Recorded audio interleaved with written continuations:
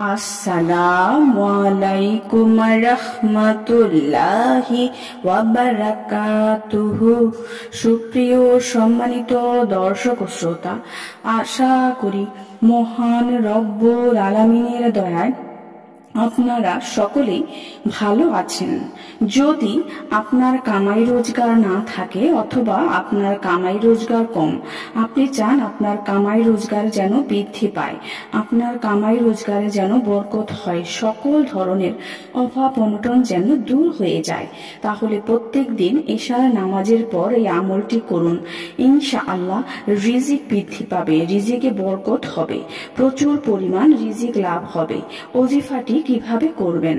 5 ওয়াক্ত নামাজ অবশ্যই আদায় করবেন এবং প্রত্যেক দিন এশার নামাজের পর এই আমলটি করুন। সর্বপ্রথম 11-12 দুরুদে ইব্রাহিম পড়ুন। অতঃপর ইয়া কারিমু, ইয়া ওয়াহাবু, ইয়া জাত্তাউলি এই কয়েকটা শব্দ একসাথে মিলিয়ে 1066 বার পড়ুন। অতঃপর ইয়া ফাত্তাহু, আল্লাহর এই নামটি 489 বার পড়ুন। অতঃপর ইয়া রাজ্জাকু 380 বার পড়ুন।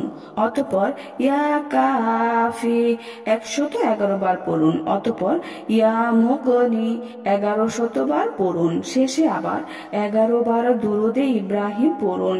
প্রত্যেক দিন নিয়মিত এই আমলটি করতে থাকুন। ইনশাআল্লাহ রিজিক বৃদ্ধি পাবে, রিজিকে বরকত হবে, ধন সম্পদ বৃদ্ধি পাবে।